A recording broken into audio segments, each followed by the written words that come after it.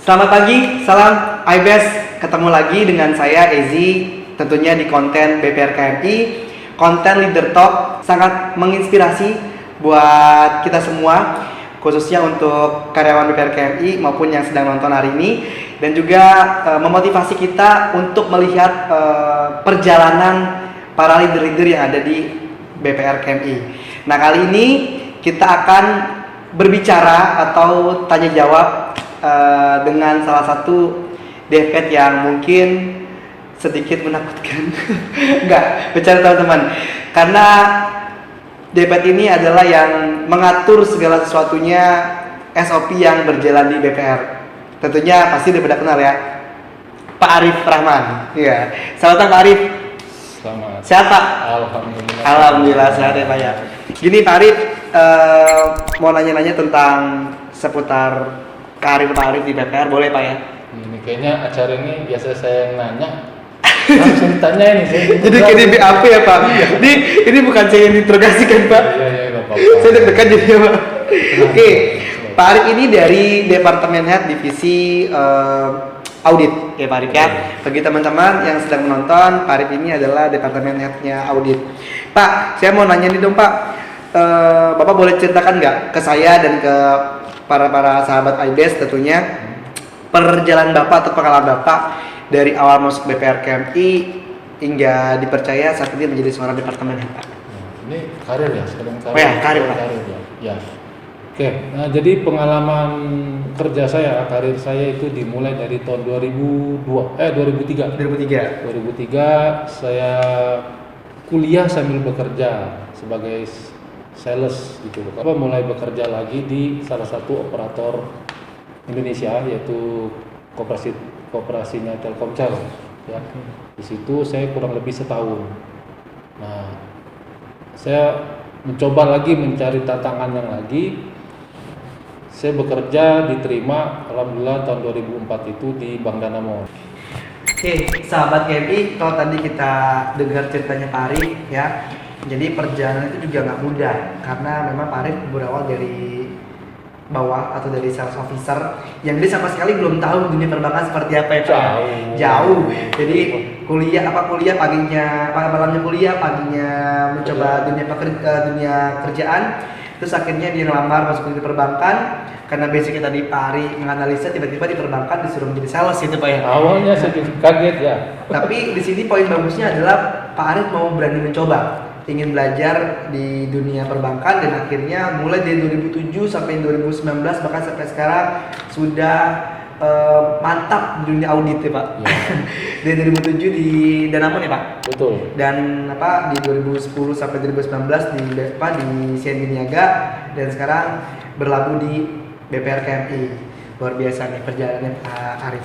Pak, kalau boleh tahu nih Pak, kan kita belum banyak yang tahu nih ya Pak ya. Ya. Apa sih job desk audit yang bisa Pak jelaskan ke kita? Karena mungkin sebagian besar tentunya juga saya kadang kalau misalkan audit, waduh kayak polisi nih, waduh harus gini nih. Jadi kadang takut dulu dan kadang kita suka meng-underestimate audit tuh Pak. Ya. Nah kalau boleh nih Pak di YouTube ini mungkin teman-teman sahabat KMI juga bisa mendengarkan apa sih sebenarnya job desk audit Pak? Oke. Mungkin saya jelaskan. SKA itu adalah kan Satuan Kerja Audit Internal. Satuan Kerja Audit Internal. Dia sebenarnya kalau zaman dulu namanya SPI, Satuan Pemeriksa Independen ya. Itu polanya hampir seperti polisi. Nah, saat berubah menjadi SKA, kita ini sebenarnya lebih ke bisnis partner. Ya, partner di semua departemen ya, semua bisnis gitu loh. Nah, job desk-nya itu kalau dari awal sampai akhir, itu lengkap sekali. Nah, itu harus dijalankan dan itu sesuai dengan ketentuan dari OJK yang kita harus jalankan. Yang pertama itu adalah kita membuat plan auditi atau objek apa yang akan kita audit. Terus menentukan budget. Nah, menentukan auditi ini nggak gampang. Kita harus mempunyai data-data yang tepat. Jadi tidak main random, saya pengen ke cabang A, cabang B, cabang C, nggak bisa. Setelah kita bikin plan, kita ada budget, kita diskusikan sama direktur, dia sepakat, baru kita mulai jalan. Nah, kedua adalah kita melakukan pemeriksaan terhadap plan yang kita buat tadi, disesuaikan gitu. Kita melihat, mereview apakah proses objek yang kita periksa ini sudah menjalankan SOP atau belum, dan apakah SOP itu dengan kondisi saat ini masih berlaku nggak sih? Gitu. Itu sangat harus teliti. Nah, setelah itu kita memberikan rekomendasi kepada auditi kita agar bila ada yang perlu diperbaiki itu segera diperbaiki dan ditindaklanjuti. Itu kita pantau sampai mana dia menyelesaikan kesalahan atau kekurangan ini yang kita temukan. Nah, setelah itu kita membuat laporan tertulis, itu yang ditujukan kepada auditi dan departemen yang terkait, pihak-pihak yang terkait. Terus tembusannya juga kita laporkan juga ke komite audit. Gitu. Setelah itu kita akan rekap, kan? Kita melihat prosesnya bagaimana. Gitu. Dan yang terakhir, apabila ada hal yang agak aneh, misalkan ada permintaan ad hoc audit khusus yang diminta oleh Biru atau berdasarkan data kami menemukan adanya indikasi fraud. Nah, itu namanya audit khusus. Special case. Nah, ini bahaya ini kalau ada begini, ini harus kita jalankan juga. Kadang kan kita ada dari WBU, ya kan, atau dari permintaan direksi, ya kita tetap jalankan itu. Itu fungsinya audit. Terakhir, nanti kita melakukan laporan tahunan terhadap OJK. Dan kita juga melaporkan kinerja hasil audit terhadap kepada direksi dan adanya komite audit. Itu pekerjaannya dari departemen SKA. Kok jadi kayak tegang ya saya? Enggak perlu tegang-tegang. Audit itu bukan musuh kita ya, sahabat KMI, tapi gimana cara kita tetap terkontrol sesuai dengan SOP yang ada. Jadi kalau untuk apa yang tadi Pak Arif ceritakan, yang saya ambil tarik kesimpulannya adalah ada plan, terus ada pemeriksaan, terus ada rekomendasi, sama membuat laporan. Atau nanti nextnya mungkin kalau ada special case dari direksi atau mungkin dari petinggi-petinggi BPR yang merequest untuk lebih ditindaklanjuti ya Pak ya, dengan teman-temannya seperti fraud gitu. Jadi semua perusahaan juga akan dikontrol, nggak cuma dari KMI, mungkin di beberapa perusahaan lain juga ada namanya audit, karena tugasnya adalah memang membantu perusahaan untuk tetap terus maju, membantu perusahaan untuk tetap berada di garis SOP yang benar ya Pak Arif ya. Oke, Pak, ini saya mau tanya nih Pak, kalau misalkan yang saya tahu kan kalau audit itu kadang-kadang kan tiba-tiba wah ini ada temuan nih gitu kan, wah ini kita temuan. Jadi tuh kadang tuh kita tahunya itu pada saat kita kena temuan. Contoh misalkan saya melanggar peraturan SOP, amit-amit ya Pak ya. Contoh misalkan saya melakukan fraud yang sebetulnya tuh saya tidak tahu. Nah tiba-tiba, wah Ji ada temuan nih. Nah jadi ketika ada temuan itu saya baru merasa kok saya kena temuan ya, kok apakah audit mencari-cari, ini mohon maaf ya Pak ya, mencari kesalahan saya untuk diaudit, atau memang sebenarnya saya nggak tahu gitu. Nah itu kalau ada case kayak gitu gimana Pak Arif menyikapinya Pak? Ya, jadi saya bilang dari awal, audit ini adalah bisnis partner. Sebenarnya ibaratin kita sekolah lah, tapi nggak ada ujian. Nah itu rasanya bagaimana kan? Pasti kan kita akan diukur dong kinerja kita. Itu kan kita pengen juga dilihat dong dari perusahaan atau manajemen sudah baik atau belum, kurangnya di mana, ada kelebihan bagaimana. Nah itu audit mensupport ke situ, bukan audit mencari-cari kesalahan. Karena audit maaf ngomong kata bukan seperti bisnis yang lain. Misalkan ada temuan high risk, ntar dapat duit 100.000, wah itu bahaya gitu loh kan. Enggak, kita bukan ke sana gitu. Atau kita pemburu temuan, kayak pemburu hantu, bukan.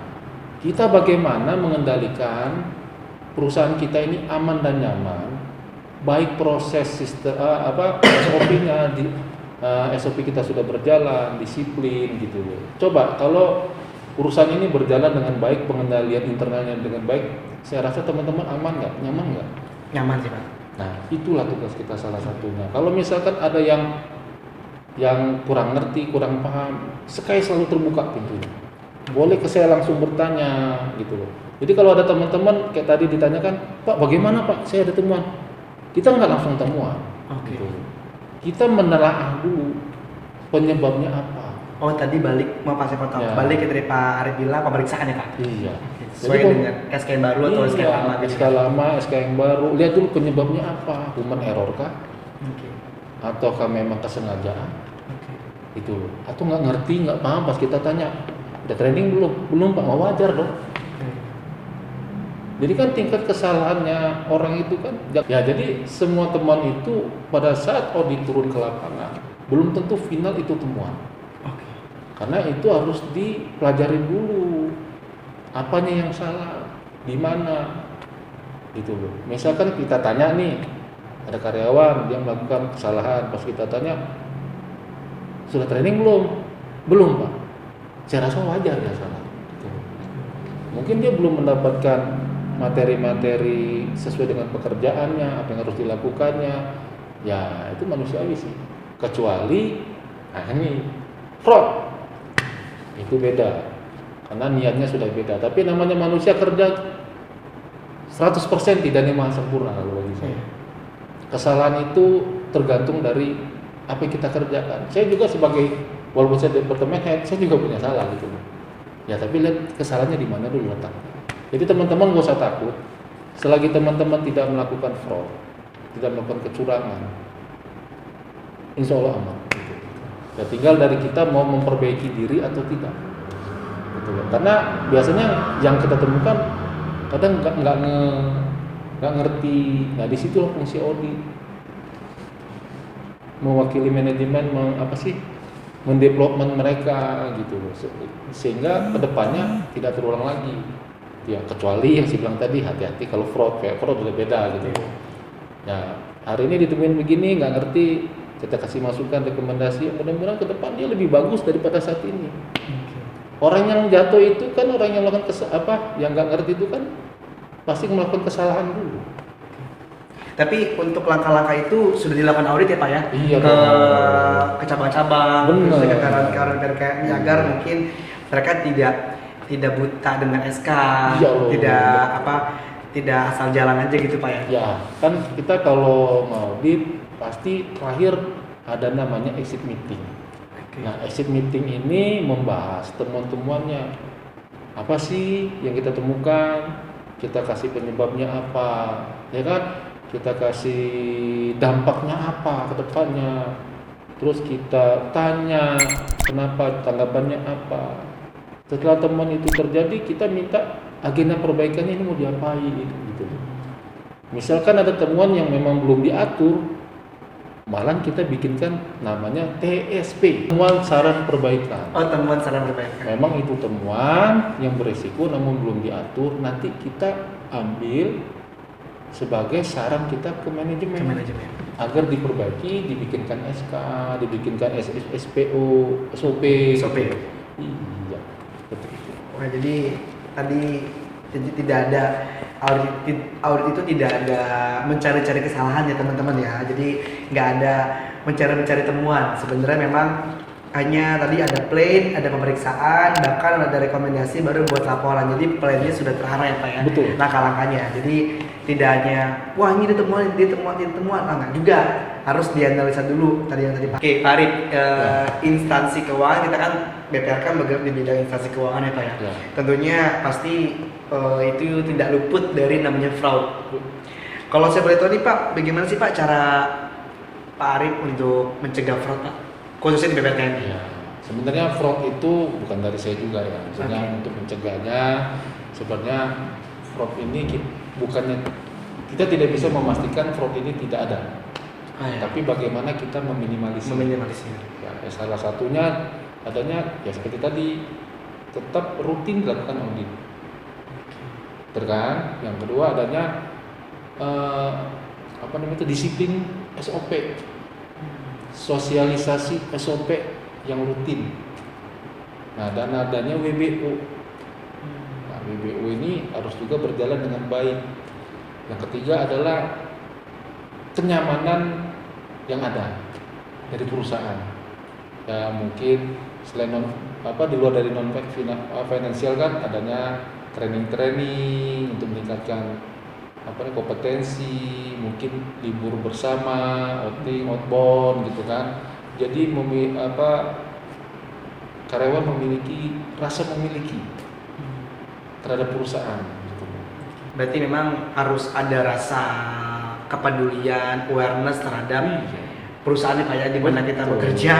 Tentunya kita harus punya rasa awareness agar terhindar atau meminimalisir yang namanya fraud, teman-teman. Ya, karena yang paling besar adalah kalau kita melakukan fraud ya dirumahkan ya Pak ya, atau mungkin bisa lebih parah lagi dari itu Pak. Rumah mana nih? Rumah makan. Maksudnya sudah nggak bekerja lagi gitu Pak. Ya, malah sampai kita sempat terjadi adanya proses hukum lah. Oh, proses hukum. Jika memang sudah melewati batas ya Pak. Ya, akhirnya siapa yang susah? Siapa yang berkena dampak? Bukan hanya karyawan, anak, istri maupun orang tua, keluarga diakibatkan karena berarti kan sebenarnya fraud atau namanya pelanggaran SOP itu kan semua bisa saja terjadi Pak ya. Bahkan nggak cuma di level staff, mungkin di level supervisor, mungkin di level dev head dan unit head, atau mungkin level yang lainnya, atau bahkan di departemen audit sendiri itu bisa terjadi Pak ya. Betul, karena memang ya tidak ada special case orang-orang yang tidak terkena audit gitu teman-teman. Jadi semua ya kita harus menjaga nama baik diri ya Pak di perusahaan untuk tidak berlaku fraud ya. Pak, apa aja sih Pak langkah yang Bapak terhadap yang Bapak lakukan ya terhadap cabang yang melakukan fraud? Misalkan ada cabang A, cabang B, buat ternyata teridentifikasi oleh audit melakukan fraud. Langkahnya apa aja Pak?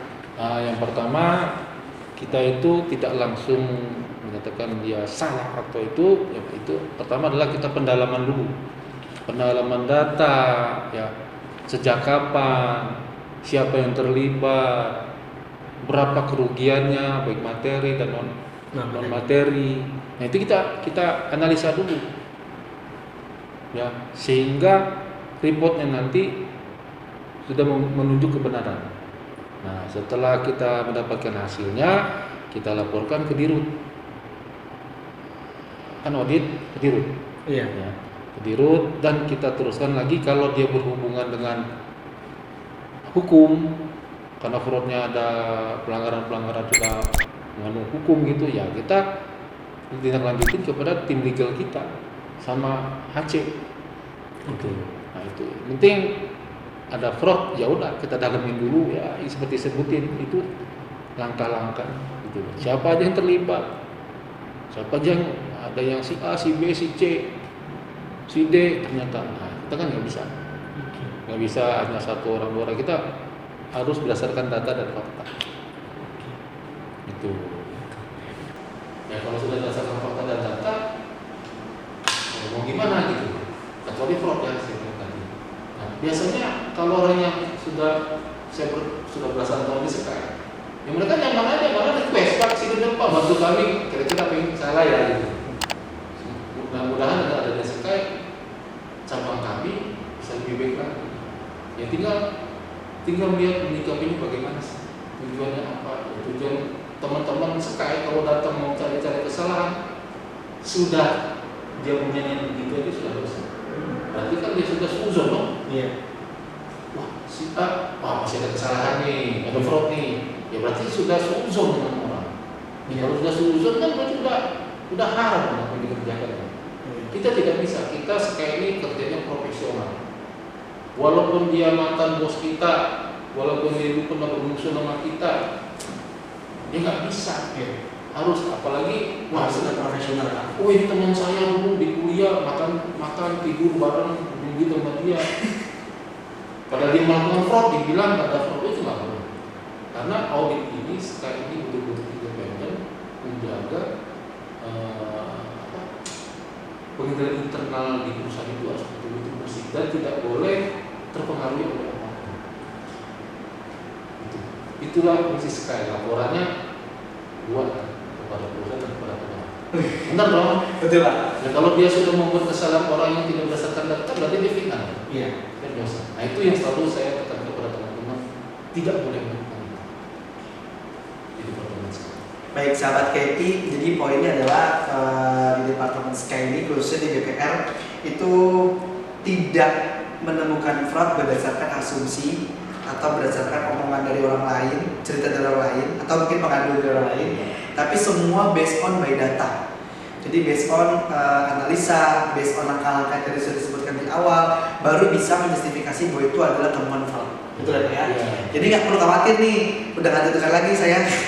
Jadi udah tahu langkah-langkahnya. Jadi kalau selain kita masih memang bekerja dengan sesuai SOP, ya kenapa harus takut? Ada audit, ya Pak? Ya. Oke, Pak, kalau boleh tahu nih Pak, motivasi terbesar Bapak apa sih Pak selama ini di pekerjaan ini? Yang pertama adalah keluarga. Dengan saya memberikan pengalaman, ya, maksudnya dengan kemampuan saya yang ada yang terbaik bagi perusahaan, otomatis mudah-mudahan ya perusahaan semakin baik, efeknya kan ke keluarga. Saya pengen memberikan karya saya, kemampuan saya, sehingga perusahaan kita semakin baik dan orang-orang, para karyawan di Sky bisa mempunyai ilmu, pengalaman yang bisa saya tularkan ke mereka. Ya, selama saya bertahun-tahun menjadi audit, apa itu audit? Apakah audit itu cuma cek teknis? Apa audit itu petantang-petenteng tentang bahwa audit itu nggak penting. Jadi ilmu yang saya punya, saya ingin terapkan ke perusahaan ini bisa memberikan yang terbaik baik keluarga saya maupun perusahaan. KNI, BPR, Pak, ini pakai dari kode lagi nih Pak. Pernah nggak sih Pak, kalau biasanya kan kadang hal terburuknya ada tadi Pak Arif bilang bisa dari hukum atau mungkin bisa di PHK secara pekerjaan. Pernah nggak sih Pak di luar itu Bapak pernah dapat intimidasi dari si pelakunya sampai mungkin membawa ke dalam zona pribadinya Pak Arif? Mungkin ya cuma di PPR, mungkin atau mungkin di perusahaan yang pernah Bapak lakukan sama menjadi audit. Kalau selama ini saya alami, alhamdulillah tidak ada. Alhamdulillah tidak ada. Cuman teman-teman seperjuangan saya itu pernah menemukan. Mereka diancam, ya diintimidasi, diteror, segala macam. Ya itulah tantangan seorang audit. Jadi audit itu nggak gampang. Sampai ada yang menteror, sampai kita di hotel lah, macam ABC, dia lah, wah segala macam lah, mau melalui yang aneh-aneh, wah segala macam lah. Tapi dengan jiwa memang inilah pekerjaan yang kami suka. Alhamdulillah ya, ya alhamdulillah ya atas lindungan Allah juga sih. Iya. Dan doa dari keluarga yang kita tinggalkan di rumah. Apalagi kalau misalkan itu benar dan akhirnya mengakibatkan si pelakunya menjadi terperosok atau mungkin sampai ke jalur hukum, karena kan kebencian mulai muncul tuh Pak dari para pelaku itu kan. Kalau saya ceritakan tentang prok-proknya banyak sekali Mas. Efeknya bagi keluarga kita lihatin apa nggak tega gitu. Saya nggak teganya kepada keluarga yang ditinggalkan apabila jalur hukum ya di penjara, akhirnya di rumah, ada lagi penopang hidup biasanya. Ya dikarenakan itu tadi mereka mencari, kalau fraud itu kan otomatis kekayaan. Iya. Kekayaan pribadi di rumah nggak punya. Hanya itu kan dia pasti kan ke anak-anak kalau dia masih kecil-kecil.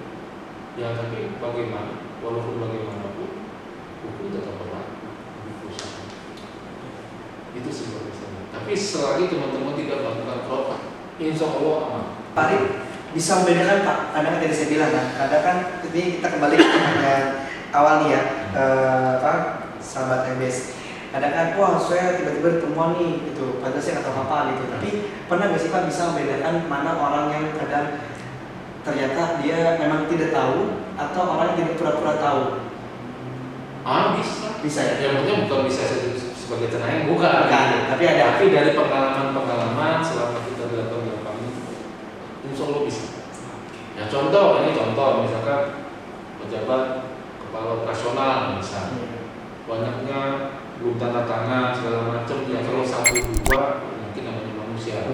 Ya kalau misalnya dari sampel 20, 15 atau 18 nya nggak tanda tangan semua, ya saya tanya ini lupa atau gimana? Kan gitu kan? Iya. Ya kalau itu kan 1-2 ya itu adalah manusia kan. Nah, di situ salah satunya gitu loh. Apalagi dia sudah lama tiap hari ngerjain itu terus gitu. Kenapa sih bisa lolos? Apalagi yang dikerjakan kita teman ini sangat berisiko. Dia apa tuh kualitas dari temuannya juga sih. Oke Pak Arif, Ya. Ini ada 2 pertanyaan Kak. Siap. Ya, Bapak pilih dan jelaskan kenapa Bapak memilih jawaban itu. Ya, Bapak pilih kerja keras apa kerja cerdas Pak? Kerja cerdas. Kenapa? Kerja cerdas itu lebih tinggi levelnya sedikit di atas kerja keras. Karena dengan kerja cerdas kita bisa efektif dan efisien. Bisa tahu mana yang harus dikerjakan Bisa. dulu, mana yang penting. Ya. Oke Pak, ini kita ke musisi sekarang. Boleh. Wah, saya suka musik. Suka musik, Mas sama Pak, suka musik. Siap. Musik apa Pak? Heavy metal. Wis, metal. Nih Pak, Bapak pilih Iwan Fals atau Ebit Gade? Oh, Iwan Fals toh. Iya. Bento. Iya, kenapa tuh Pak? Ya, karena musiknya itu bisa ngena semua ya. Kena semua. Dari yang kecil sampai yang tua, ya dari dulu hingga sekarang kan lagu-lagu Iya. Iwan Fals itu siapa sih nggak tahu, coba gitu loh. Memang saya suka lagu-lagunya, banyak yang menginspirasi. Paling suka lagu apa? Bento? Bukan? Kalau Audit kan Oh, dia. bongkar. Oh, bongkar. Setuju. Sesuai dengan audit Iya, bongkar. bongkar. Kalau liburan lebih suka kemana Pak? Ke Jogja apa ke Bandung? Bukannya berarti Bandung nggak bagus ya, Oke. tapi lebih banyak saya melihatnya ya ke daerahnya enak terus dan alamnya, spot-spot apa namanya itu pariwisata. Pariwisatanya. Jogja. Ke Jogja. Ya. Kenapa? Karena emang lingkungan yang suka di Jogja. Ya. Oke, sekarang kita ke dunia sport Pak. Oke. Suka MotoGP Pak? Wah, kalau dia lagi live saya pasti nonton. Nonton ya. Pilih Marc Marquez apa Lorenzo? Semua rider bagus, tapi Iya. saya nomor 1 saya Marc Marquez. Nah, kenapa? Jiwa dia dari pertama kali dia berkarir di MotoGP sama seperti Valentino Rossi.